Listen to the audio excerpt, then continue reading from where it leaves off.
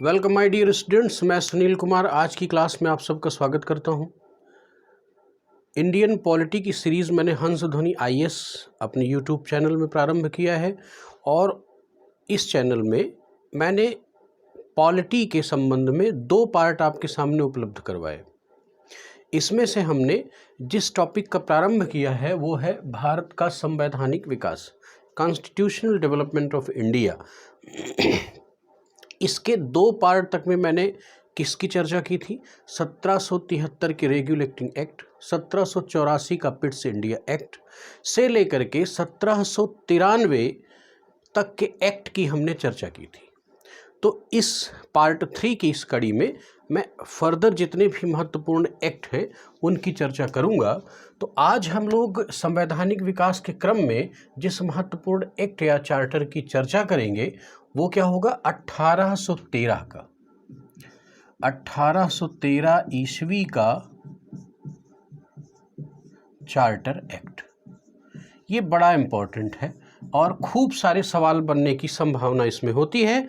तो इसके महत्वपूर्ण प्रावधान क्या हैं? देखिए बच्चों, ज़्यादा बकझक करने के मतलब आपको झूठ मूठ की बातों में फंसाना, ज़्यादा ऊट पटांग के ऐतिहासिक लिंक बना करके बेवजह के बड़े बड़े लंबे लंबे लेक्चर प्रोवाइड करना, मतलब आपको गुमराह करना। मैं कम समय में ज़्यादा फैक्ट, ज़्यादा कॉन्सेप्ट आपके सामने प्रोवाइड करूंगा जिससे कि आपका मेंस राइटिंग के अप्रोच से भी कॉन्सेप्ट डेवलप हो जाए और प्रारंभिक परीक्षा के महत्वपूर्ण प्रश्नों को भी आप इजीली अटेम्प्ट कर सकें। यही मेरा उद्देश्य है। किसी वनडे एग्ज़ाम का कोई अभ्यर्थी है, वनडे परीक्षाओं की तैयारी कर रहा है, 1 दिवसीय परीक्षाओं की, वो भी बेहतर ढंग से समझ सके, यही मेरा उद्देश्य है। तो इस चीज़ को ध्यान रखिएगा। 1813 से पहले क्या था? 1793 का चार्टर एक्ट। उसके तहत 2 महत्वपूर्ण बातें मैंने आपको बताई थी कि बोर्ड ऑफ कंट्रोल जो कि ब्रिटेन में स्थित हुआ है 1784 में, उसका वेतन, उसके सदस्यों का वेतन कहाँ से दिया जाने लगा? भारत कोष से दिया जाने लगा। इस तरह से मैंने ये चर्चा की थी 1793 के एक्ट में। 1813 की स्थिति क्या बनती है? बच्चों एक बात को पहले समझना, एक शब्द है एकाधिकार। एकाधिकार जिसको हम लोग मोनोपोली के नाम से जानते हैं, एकाधिकार। अच्छा देखो एक बात समझो, व्यापार, मैंने एक शब्द कर दिया व्यापारिक एकाधिकार। इसका मतलब क्या हुआ? किसी एक्स नामक व्यक्ति या कंपनी के पास किसी वाई नामक देश या कंपनी या व्यक्ति से व्यापार करने का एकाधिकार है। एक अधिकार है मतलब वही एक पार्टिकुलर कंपनी अधिकार धारण करती है उस जगह से व्यापार करने के लिए। तो यहाँ पर बहुत ही लॉजिकली इस बात को समझना है क्या कि भारत में ब्रिटिश ईस्ट इंडिया कंपनी को व्यापार करने का एकाधिकार प्राप्त था। क्या था? व्यापार करने का एकाधिकार था। तो ईस्ट इंडिया कंपनी का व्यापारिक एकाधिकार था। तो व्यापारिक एकाधिकार किसके संबंध में? भारत के संबंध में। यानी भारत से व्यापार करने का एकाधिकार प्राप्त था। किसको? ईस्ट इंडिया कंपनी को। तो इस प्रावधान के तहत क्या किया गया? देखो इस एकाधिकार का मतलब एक बात और समझ लो कि ब्रिटेन की जितनी अन्य कंपनियां हैं, मान लीजिए ब्रिटेन है, ब्रिटेन की बहुत सारी कंपनीज हैं, कई सारी कंपनीज हैं और इन कई सारी कंपनीज में अभी तक केवल ईस्ट इंडिया कंपनी को ही अधिकार प्राप्त था भारत से व्यापार करने का। तो इसका मतलब यही था ना कि भारतीय व्यापार पर एकाधिकार किसका था? ईस्ट इंडिया कंपनी का। अब क्या किया गया? 1813 के चार्टर एक्ट के अधिनियम के तहत ईस्ट इंडिया कंपनी का यह व्यापारिक एकाधिकार समाप्त कर दिया गया। अर्थात क्या कहा गया कि ब्रिटेन की अन्य जितनी कंपनीज हैं, अदर जितनी ट्रेडिंग कंपनीज हैं, वह भी भारत से व्यापार कर सकती हैं। किससे? भारत से वह भी व्यापार कर सकती है। ये भी आ सकती, ये भी आ सकती, ये भी। मतलब ऐसा नहीं है कि ईस्ट इंडिया कंपनी नहीं करेगी, मतलब जो उसका ट्रेडिंग मोनोपोली था वह समाप्त किया गया कि ब्रिटेन की जो अदर कंपनीज हैं उनके पास भी अथॉरिटी दी गई कि आप भी आओ और व्यापार करो। तो इसका महत्वपूर्ण पॉइंट क्या हुआ? पहला, ध्यान से देखते जाए, छोटे छोटे पॉइंट्स लिख दूंगा अपनी नोट्स में, इसको जरूर नोटिफाई कीजिएगा, अदरवाइज इस टॉपिक का इसेंस समाप्त हो जाएगा, इसकी प्रिपरेशन आप बेहतर नहीं कर पाएंगे। तो सबसे पहली चीज़ क्या है? यानी ईस्ट इंडिया कंपनी का भारतीय व्यापार पर से जो एकाधिकार है, देखो बच्चों मैं लिखता क्यों हूँ, मेरी आदत है लिखने की, इसलिए आदत है क्योंकि आप लिखने की आदत डालें, कलम चलनी चाहिए, शब्द कलम के साथ फ्लो होने चाहिए, और यही तो योग्यता है, यही तो क्वालिटी है, और यही आपको काम आएगा मेंस की राइटिंग में। जब तक कलम नहीं चलेगी तब तक सफलता नहीं मिलेगी, इस बात को ध्यान रखिएगा। तो एक अच्छी सी नोट्स बनाना भी आवश्यक है कि एकाधिकार को क्या किया गया? समाप्त किया गया, समाप्त कर दिया गया। इसका एक महत्वपूर्ण पॉइंट हो गया, एकाधिकार समाप्त किया गया, लेकिन किसका? भारतीय व्यापार पर से। तो इसका मतलब क्या है कि भारत से व्यापार करने के लिए ब्रिटेन की अन्य जो भी व्यापारिक कंपनियां हैं उनको भी बोला गया कि आप भी व्यापार अपना शुरू कर दें, लेकिन ईस्ट इंडिया कंपनी को एक रियायत प्रदान की गई। वो क्या की गई कि देखिए, जिस तरह से भारत से ईस्ट इंडिया कंपनी व्यापार कर रही थी, उसी प्रकार से ईस्ट इंडिया कंपनी का ट्रेड चीन के भी साथ था। किसके साथ? चीन। तो चीन के साथ व्यापारिक एकाधिकार बना रहा, चीन के साथ व्यापारिक एकाधिकार, ट्रेडिंग मोनोपोली नहीं समाप्त किया गया इस एक्ट के तहत। तो देखिए, तो इसका मतलब हम क्या लिख सकते हैं कि चीन के साथ व्यापारिक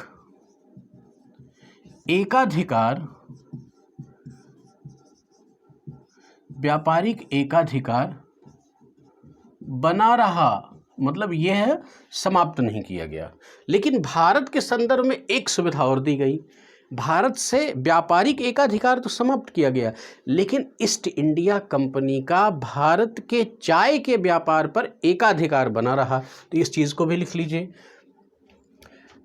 अच्छा, भारतीय चाय व्यापार पर ईस्ट इंडिया कंपनी का एकाधिकार बना रहा। एक महत्वपूर्ण ये घटना घटी। अब इससे कुछ और इंपॉर्टेंट बड़े पॉइंट हैं, बहुत इंपॉर्टेंट पॉइंट है।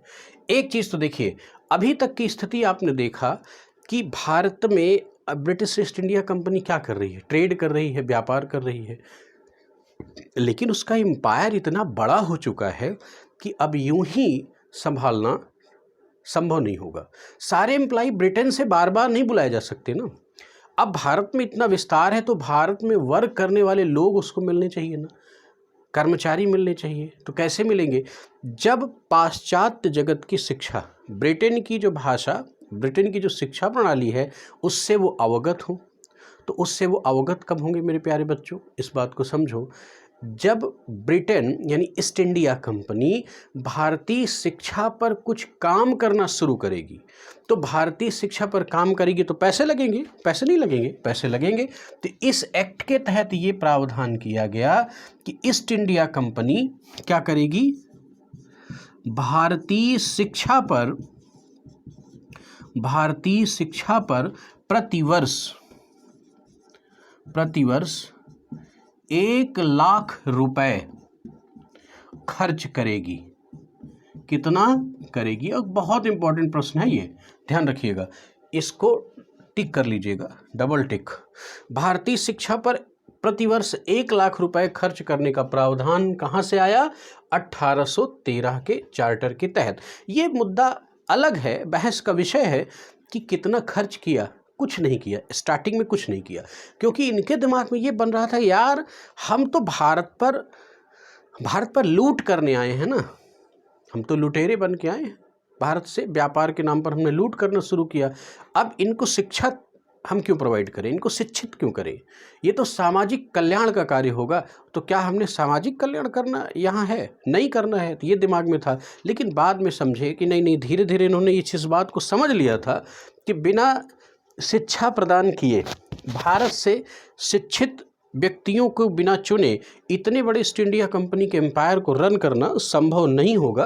तो बाद पर इस पर प्रावधान तो यहाँ हुआ, लेकिन दरअसल इस समय इस पर कोई काम वाम नहीं हुआ, लेकिन प्रावधान कर दिया गया।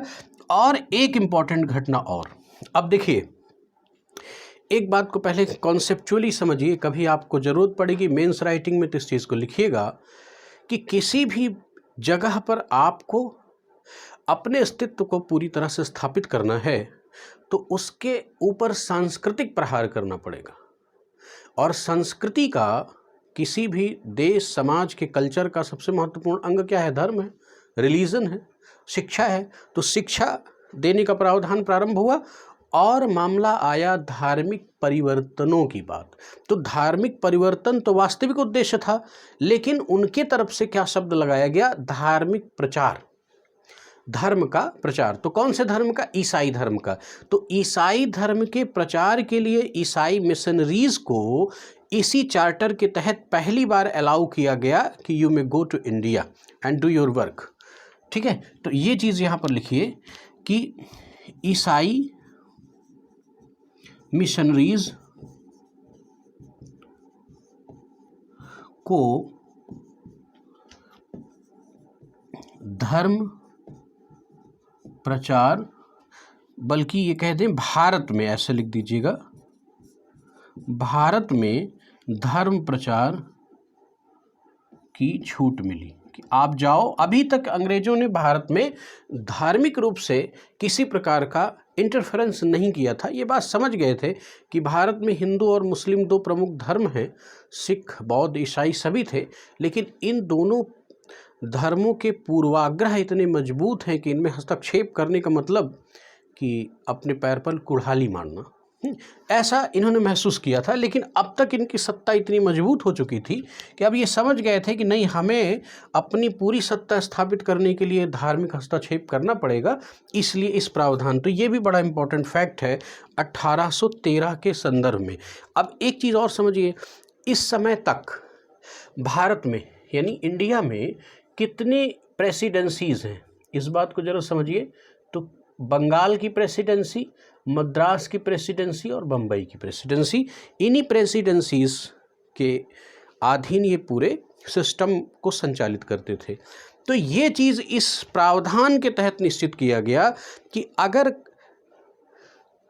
कलकत्ता, मद्रास और बम्बई की प्रेसिडेंसीज़ कुछ नियम या विधि बनाते हैं तो उनका अनुमोदन ब्रिटेन की संसद से होना अनिवार्य है। ये ध्यान रखना है, उनका अनुमोदन ब्रिटेन की संसद से होना अनिवार्य है। तो इस एक पॉइंट को यहाँ पर इंडिकेट कर दीजिए, बहुत इंपॉर्टेंट पॉइंट है ये भी। बिल्कुल ऐसे बिंदुओं को मैं आपके सामने रख रहा हूँ जिसमें बिल्कुल मेहनत नहीं करनी है, बना बनाया हलवा है, बस चम्मच लगाइए और खा जाइए। ठीक है, ये ध्यान रखना है। तो इससे क्या है, कलकत्ता, बम्बई व मद्रास प्रेसिडेंसियों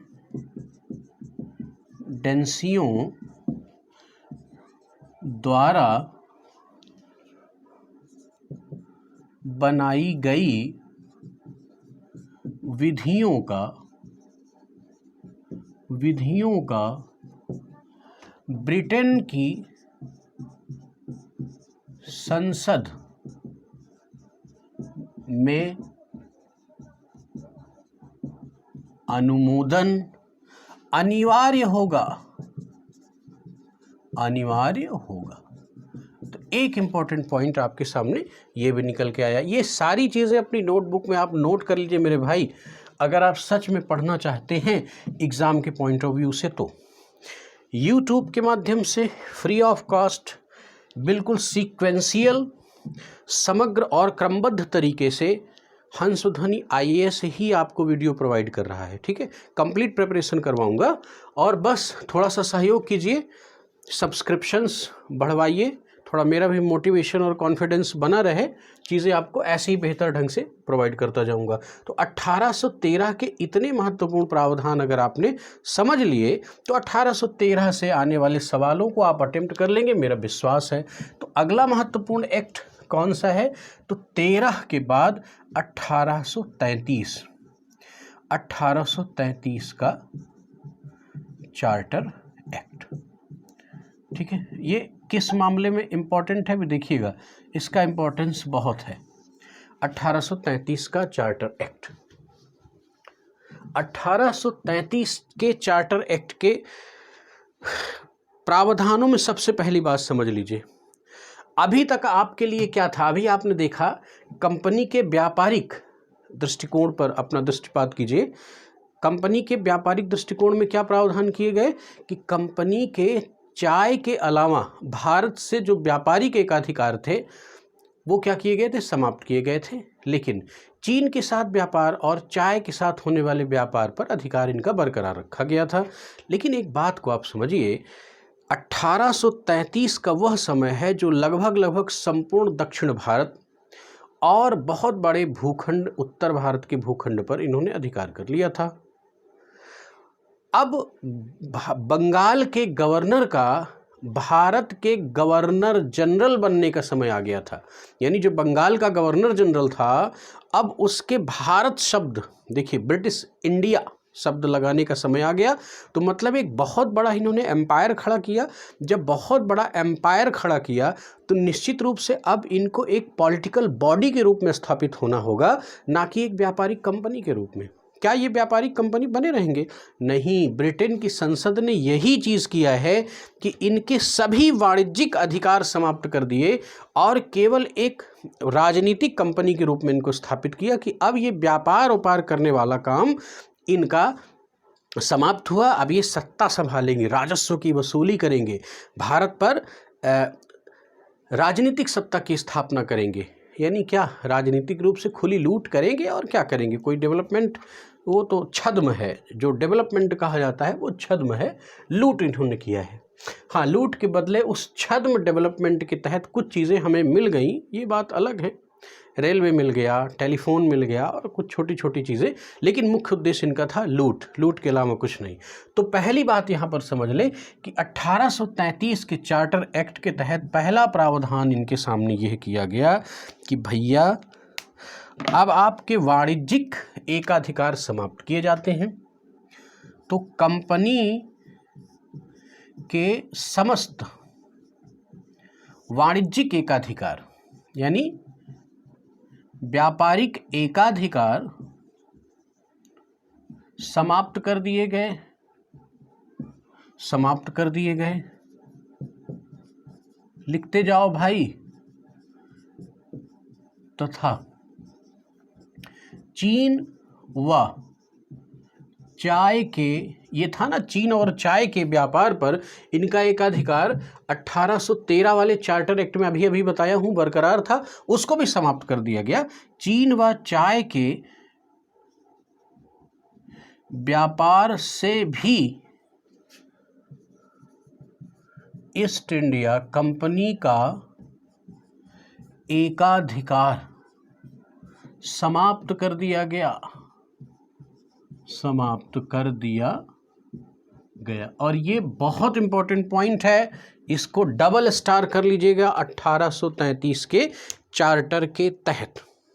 ठीक है, अब जो महत्वपूर्ण घटना घटने वाली 1833 जिसके लिए प्रसिद्ध हुआ है, ये चार्टर प्रसिद्ध हुआ है, वो क्या है कि बंगाल में जो गवर्नर जनरल है, बंगाल का जो मुख्य प्रशासक है, गवर्नर जनरल है, वो दरअसल इस समय कौन है? Lord William Bentinck. और इसी के समय में 1833 के चार्टर के प्रावधानों के तहत अब उसको भारत का गवर्नर जनरल बना दिया गया। यानी क्या कह सकते हैं कि बंगाल के गवर्नर जनरल को क्या कर दिया गया? भारत का गवर्नर जनरल बना दिया गया,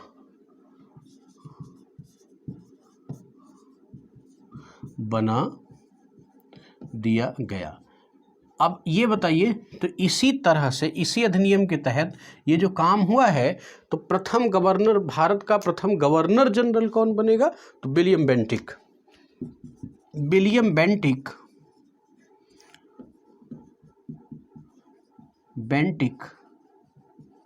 भारत का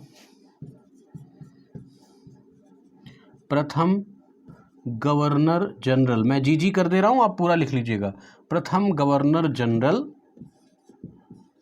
बना। कौन बना? विलियम बेंटिक बना। ये बात समझ गए? अब देखिए, इसके तहत कुछ थोड़े बहुत सुधार किए गए। आपको पता है कि विलियम बेंटिक के ही समय राजा राम मोहन राय के सक्रिय प्रयासों से सती प्रथा का अंत किया गया, ठगी प्रथा का अंत किया गया, दास प्रथा का अंत किया गया। तो इसी अधिनियम के तहत यानी दास प्रथा को अवैध घोषित किया गया। अवैध घोषित किया गया। अब जब अवैध घोषित कर ही दिया गया है, तो आगे चल के इस पर काम होना शुरू हो जाएगा, और इस प्रथा को इरेडिकेट करने के प्रयास जब जारी होंगे, तो 1843 आते आते, शायद लॉर्ड एलनबरो का समय था, उस समय तक दासता पूरी तरह से भारत से समाप्त कर दी जाती है। इसी समय पर ठगी प्रथा का भी अंत होता है और सती प्रथा को भी समाप्त किया जाता है। ठीक है, अब देखिए, एक जो बहुत बड़ा काम हुआ है, आप देखिए, पहले भारत में पाश्चात्य शिक्षा का सबसे बड़ा समर्थक कौन था? Lord Macaulay. ये लॉर्ड मैकाले कौन था भाई? वो तो शिक्षा का काम कर रहा था, शिक्षा का काम कर रहा था ना, तो शिक्षा मंत्री के रूप में आना चाहिए था, ऐसा कुछ दिमाग में चल रहा होगा, लेकिन ऐसा नहीं हुआ है। दरअसल हुआ क्या है, बात को समझिए। इस समय आते आते ब्रिटिशर्स ने ये महसूस किया कि ब्रिटेन में, भारत में ईस्ट इंडिया कंपनी जो राज्य कर रही है, उसका एक लिखित कानून, संविधान होना चाहिए, विधि होनी चाहिए, विधि, एक लिखित विधि होनी चाहिए। तो विधि निर्माण के लिए क्या किया गया? एक सदस्य की नियुक्ति की गई। तो क्या हो गई वो सदस्य? कौन सा होगा? चौथा सदस्य होगा। क्यों होगा? इससे पहले मैंने बताया था ना कि ध्यान से सुनिएगा, बहुत ध्यान से देखिएगा ये स्ट्रक्चर, नहीं तो आप चूक जाएंगे। मैं यहीं पर देता हूं। आपने देखा कि 1773 के रेगुलेटिंग एक्ट में कितने प्रावधान थे? 4 सदस्य। कितने सदस्य होते थे? यानी गवर्नर जो है, गवर्नर जनरल, उसमें 4 सदस्य होते थे। फिर आपने देखा कि 1784 के पिट्स इंडिया एक्ट में एक कम करके कितने कर दिए गए? 3 कर दिए गए। अब 1833 का ये जो प्रावधान है, इसके तहत फिर से 3 के बजाय 4 सदस्य कर दिए जाएंगे, और ये जो चौथा सदस्य है, ये कौन होगा? विधि सदस्य होगा। विधि सदस्य मतलब कानून का निर्माण करेगा। ठीक है, और इसी विधि सदस्य के इंक्लूजन के साथ ही 1833 के प्रावधानों के तहत विधि आयोग का गठन किया गया। इनका काम क्या था? विधि यानी कानून बनाने का काम था। ठीक है, और ध्यान रखिएगा कि 1833 के तहत चौथे सदस्य, विधि सदस्य के रूप में लॉर्ड मैकाले को इंक्लूड किया गया, लेकिन ये परमानेंट नहीं था। अभी 33 के बाद जब 1853 का चार्टर आएगा, तो इसको क्या किया जाएगा? गवर्नर जनरल की कार्यकारिणी में परमानेंट कर दिया जाएगा, अस्थायी नियुक्ति कर दी जाएगी। अभी ये अस्थायी रूप से चौथे सदस्य के रूप में यहाँ पर नियुक्त हुआ है। तो इस चीज़ को मैं यहाँ पर नोटिफाई कर देता हूँ, इसको भी आप अपनी कॉपी में नोट कर लें, बहुत ज़रूरी पॉइंट है, बहुत ही इंपॉर्टेंट है। यानी 1833 के चार्टर के तहत क्या किया गया? गवर्नर जनरल की कार्यकारिणी, जो उसकी एग्जीक्यूटिव है, एग्जीक्यूटिव काउंसिल, कार्यकारिणी परिषद में चौथे सदस्य के रूप में, चौथे सदस्य के रूप में विधि सदस्य की नियुक्ति की गई। नियुक्ति की गई। ठीक है, और इस समय कौन था, तो ब्रैकेट में आप कर दीजिए यहां पर लॉर्ड मैकाले। कौन था, लॉर्ड मैकाले। ठीक है, लॉर्ड मैकाले की बहुत सारी चर्चा आएगी और रामदेव बाबा से लेकर के राजीव दीक्षित तक जो भी राष्ट्रवादी व्यक्ति हुए हैं वो लॉर्ड मैकाले का बहुत नाम लेते हैं।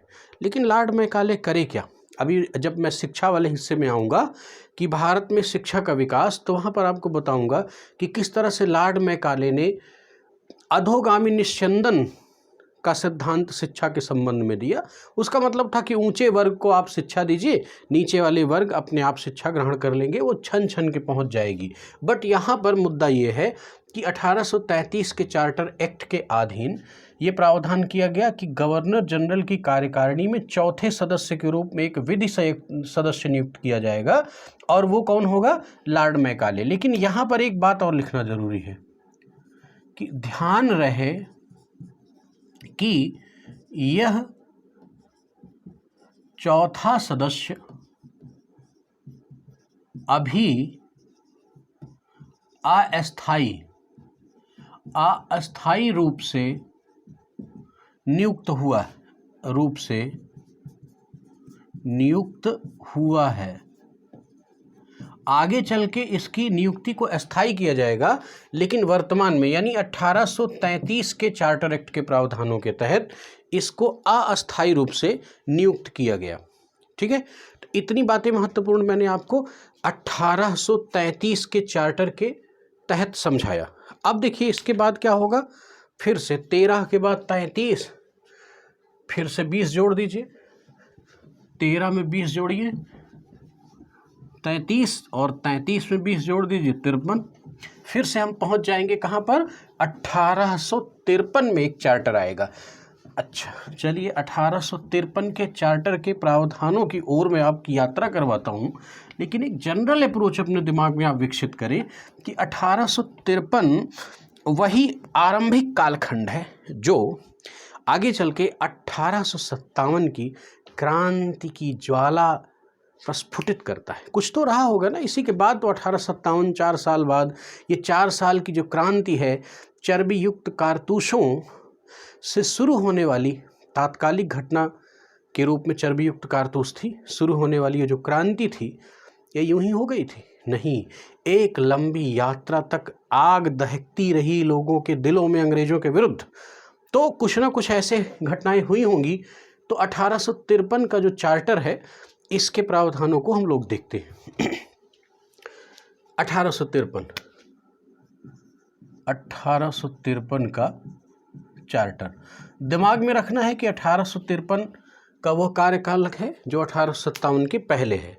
ठीक है, अब देखो एक बात को आप समझो, अभी किसी भी आप प्रशासन, किसी भी देश के प्रशासन के संबंध में आप देखेंगे तो ये जो एडमिनिस्ट्रेशन है ये नॉर्मली क्या होता है, मतलब जो वहाँ का सिस्टम है, पूरी जो पॉलिटिकल सिस्टम होता है, मैं अगर इस चीज़ को पॉलिटिकल सिस्टम बोल दूँ तो इस पॉलिटिकल सिस्टम में एक होगा लेजिस्लेशन का कार्य करने वाले और एक होंगे प्रशासन यानी एडमिनिस्ट्रेशन को चलाने वाले।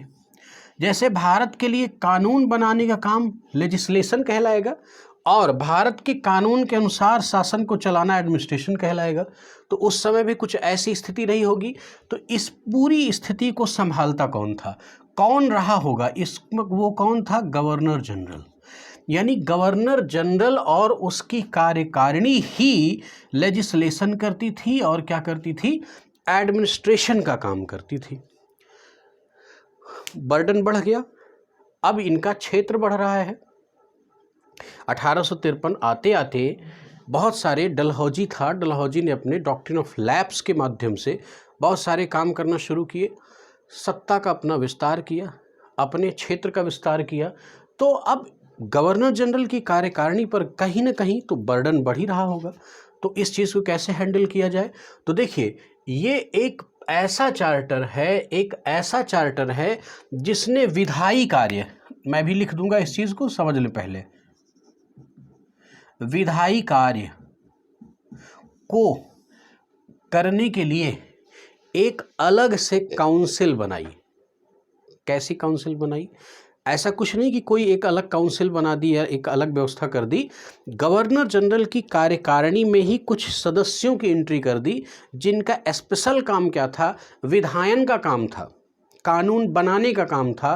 कानून के आधार पर देश चलाने का काम नहीं, बल्कि कानून बनाने का। तो इस अधिनियम के तहत जो पहली चीज़ है वो ये है कि कार्यपालिका तथा विधायी शक्तियों को अलग किया गया।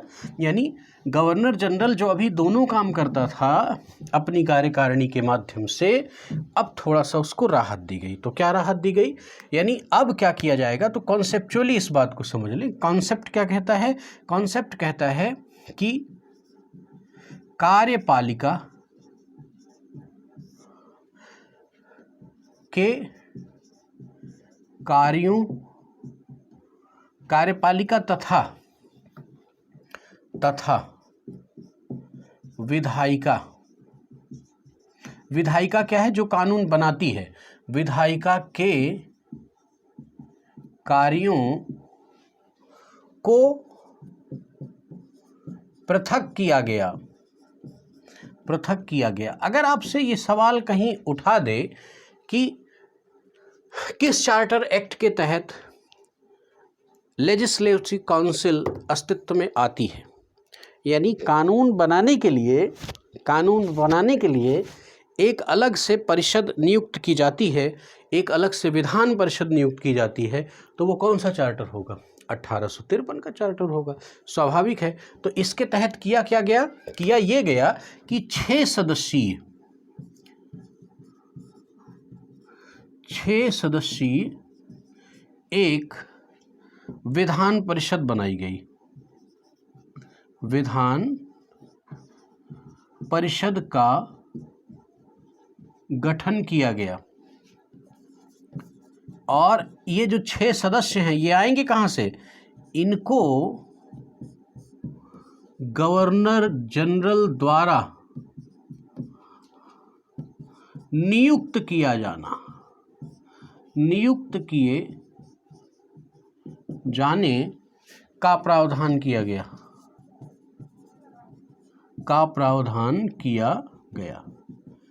अभी इनका चुनाव नहीं हो रहा है भाई, ध्यान समझना। अभी यहाँ पर चुनाव का कॉन्सेप्ट नहीं आया है, अभी इलेक्शन नहीं है, अभी हम आगे देखेंगे। अभी इनको अपॉइंट किया जा रहा है। कौन कर रहा है? गवर्नर जनरल कर रहा है। और जनरली भारतीय आ रहे हैं, भारतीयों का अपॉइंटमेंट हो रहा है। नहीं, भारतीयों का तो कोई कॉन्सेप्ट ही नहीं है। अभी जो अपॉइंटमेंट है वो केवल और केवल ब्रिटिशर्स का है, इन गोरी चमड़ी वालों का है ना। तो देखेंगे हम लोग इसके संपूर्ण सिस्टम को 1853 के समझते हैं। ठीक है। अब एक सवाल पहले बात समझ लो। दरअसल ये जो 6 सदस्य हुआ करते थे, इनको नियुक्त कैसे किया जाता था? मान लीजिए जैसे बम्बई के म्युनिसिपल कॉरपोरेशन से एक सदस्य, मद्रास से कहीं एक सदस्य उठा लिया गया। इस तरह से करके अलग अलग क्षेत्रों से सदस्य उठाए जाते थे, लेकिन वो भारतीय नहीं हुआ करते थे। तो कहने का मतलब मैं क्या समझाना चाहता हूँ, यहाँ पर कहीं न कहीं क्षेत्रीय प्रतिनिधित्व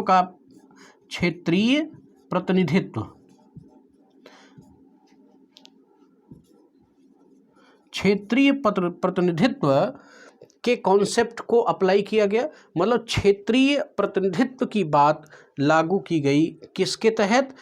1853 के चार्टर एक्ट के तहत।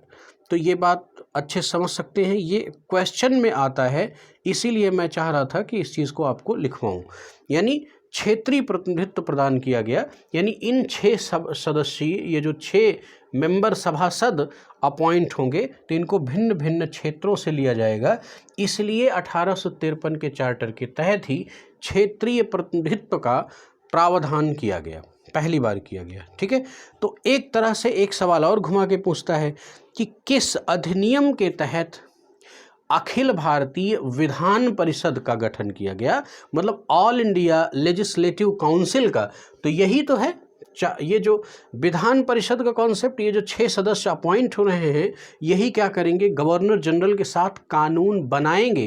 कानून का ये क्या करेंगे? निर्माण करेंगे। तो ये जो कानून का निर्माण करेंगे, तो ये क्या इस चीज़ को कॉन्सेप्चुअली क्या कहा जा रहा है कि ऑल इंडिया, इस चीज़ को लिख ले, इसी के तहत ऑल इंडिया लेजिस्लेटिव काउंसिल का गठन किया गया। ये पूछे गए प्रश्नों के आधार पर ये पॉइंट्स हैं, बहुत इंपॉर्टेंट हैं, कई बार पूछा है, बार बार पूछा है। ऑल इंडिया लेजिस्लेटिव काउंसिल का कॉन्सेप्ट किस चार्टर के तहत आता है? तो इसके तहत आता है। ये बात समझ गए? अच्छा, एक चीज़ अभी मैंने आपको बताई थी कि 1853 के चार्टर के प्रावधानों के तहत अस्थायी रूप से विधि सदस्य को नियुक्त किया गया। लेकिन कैसे?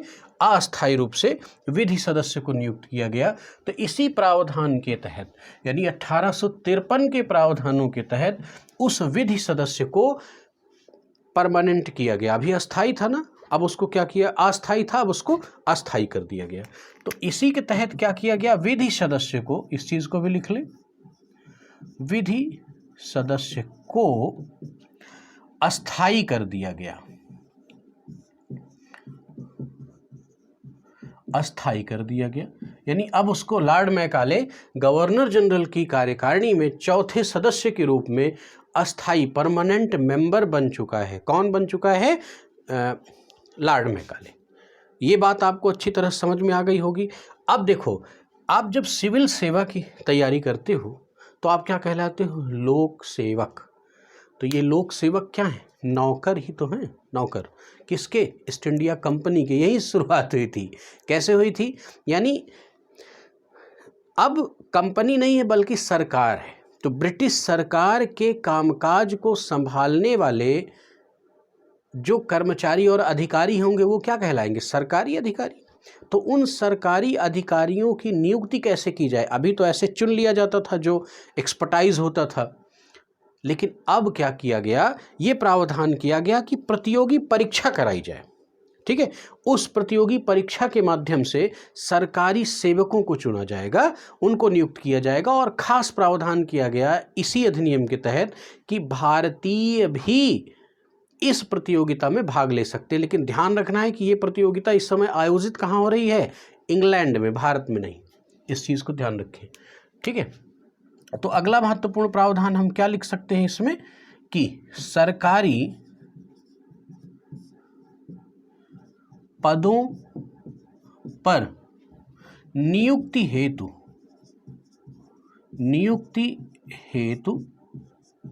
प्रतियोगी परीक्षा का प्रावधान किया गया। प्रतियोगी परीक्षा का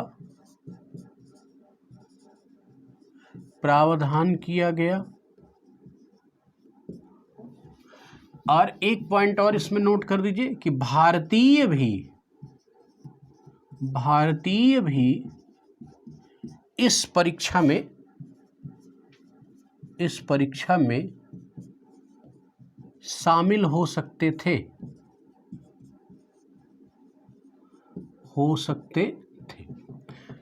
और एक चीज ध्यान रखना है कि ये परीक्षा कहाँ हो रही है भाई? ये कहाँ आयोजित की जा रही है? आपको पता है? भारतीय तो शामिल हो गए, लेकिन ये परीक्षा क्या भारत में आयोजित की जा रही है? नहीं नहीं नहीं नहीं, नहीं, अभी बिल्कुल नहीं। इस परीक्षा को ब्रिटेन में ही आयोजित किया जा रहा है। तो जो भारत के अभ्यर्थी हैं, प्रतियोगी अभ्यर्थी हैं, वो क्या करेंगे? इंग्लैंड में जाके परीक्षा देंगे। और इंग्लैंड में कौन जाएगा परीक्षा देने के लिए? एरिस्टोक्रेटिक फैमिलीज ही जाएंगी ना।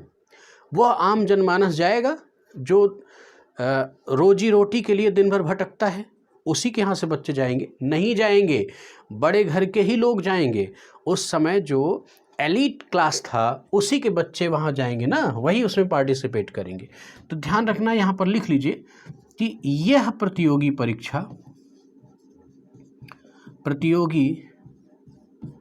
परीक्षा ऐसा 1922 तक था। 1922 के बाद ये प्रावधान किया गया कि अब इनको हम भारत में भी करवाएंगे। इंग्लैंड में ही आयोजित की जाती थी। आयोजित की जाती इसका आयोजन सामान्यतः कहाँ पर होता था बच्चों? इंग्लैंड में ही होता था, भारत में नहीं होता था। इस तरह से 1853 के इतने महत्वपूर्ण प्रावधानों को अगर आप बेहतर तैयार कर लेते हैं तो मेरा विश्वास है आप बेहतर ढंग से मार देंगे। तो मैं चाहता हूं कि आज की क्लास को मैं यहीं एंड कर देता हूं, अगला वीडियो मैं जल्दी लेके आऊँगा, क्योंकि थोड़ा सा वीडियो लंबा हो जाता है तो आप बोर होने लगते हैं। लेकिन ध्यान रखना है, मन लगा के पढ़ना है, जैसे मैं लिख रहा हूँ वैसे ही नोट्स बना के उसमें दर्ज करते जाइए, क्योंकि एग्ज़ाम में खूब सारे प्रश्न आते हैं। देखिए हम लोग एग्ज़ाम की तपिश से तपे हुए हैं, इसलिए इसके फ्लेवर को जानते हैं, इसीलिए इसके आधार पर क्वेश्चंस को निर्मित करके मैं आपके सामने रख रहा हूँ कि कम पुरुषार्थ में अधिक फ़ायदा उठाएं। और आज की क्लास के लिए बहुत बहुत धन्यवाद।